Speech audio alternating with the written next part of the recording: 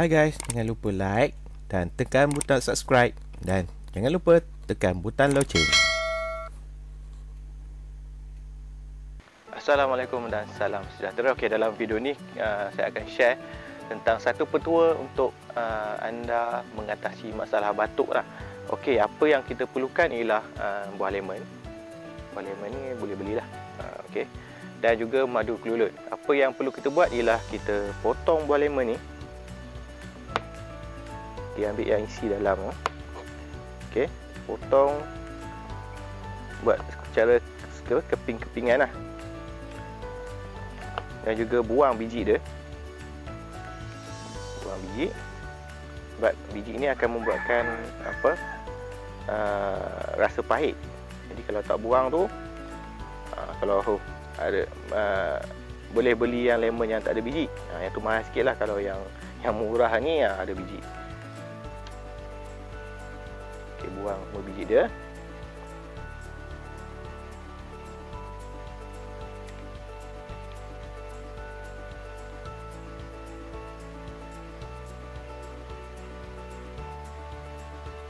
Okey, kita buang.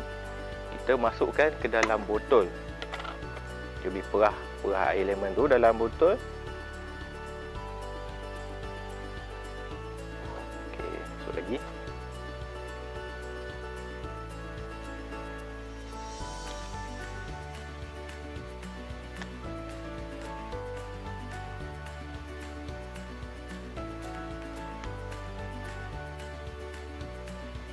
Okey, masukkan lemon dalam botol.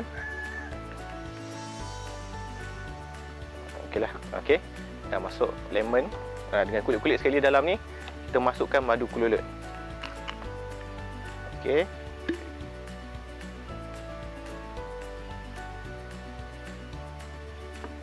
Okey. Sekarang simpan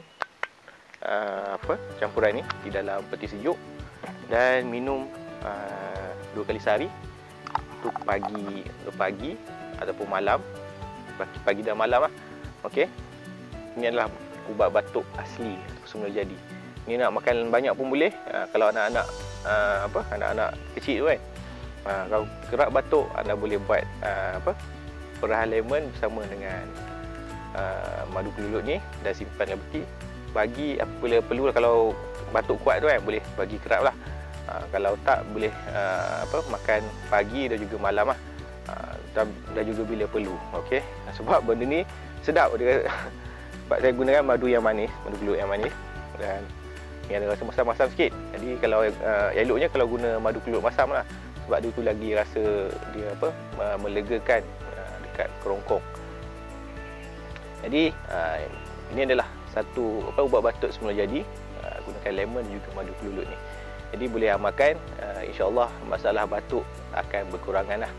Okey, dan anak-anak saya pun dah tak ada batuk. Memang inilah ubat dia orang. Memang kami tak bagi ubat batuk yang beli kat hospital, pergi hospital dan bagi ubat batuk, memang tak makan lah. Hanya makan madu kelulut dan lemon ni saja.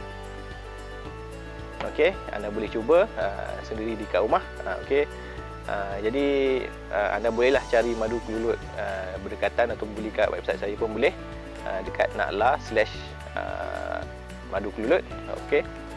Jadi kat situ boleh dapatkanlah madu kelulut dan anda boleh amalkannya untuk mengatasi masalah batuk. Okay, insya-Allah ia menjadi. Memang anak saya pun memang guna ni je. Memang tak guna ubat batuk hospital betul. Yang chemical ni. Okey, kita jumpa lagi dalam video yang seterusnya. Jumpa lagi. Jangan lupa untuk like, share dan juga subscribe video ni kalau belum subscribe lagi channel ni. Okey, jumpa lagi.